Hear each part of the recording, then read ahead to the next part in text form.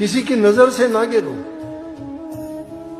और जो नजर से गिर जाता है वो इंसान उठ नहीं पाता है। रस्सा जो टूट जाता है उसमें गांठ पड़ जाती है। रहीम जी ने कही, रहीमन धागा प्रेम का मत तोड़ो चटकाए, टूटे से पर मिले नहीं मिले गांठ पड़ जाए।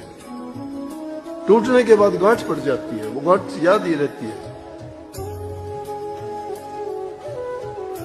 ये प्रेम रूपी नाता सतगुरु के साथ, परमात्मा के साथ भी वही है। ये रूह का नाता भी परमात्मा से वही है। एक प्रेमी का प्रेमी से बिछुड़ जाती है, कैसे तड़पती है।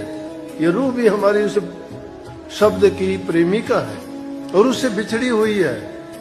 कब से बिछड़ी हुई है? युग बीत गए, सतयुग त्रेता द्वापर बीत्या, काहू न जानी शब्द की रीता। कलयुग में स्वामी दया बिचारी प्रकट करके शब्द पुकारी। शब्द जब गुप्त था, पता ही नहीं था।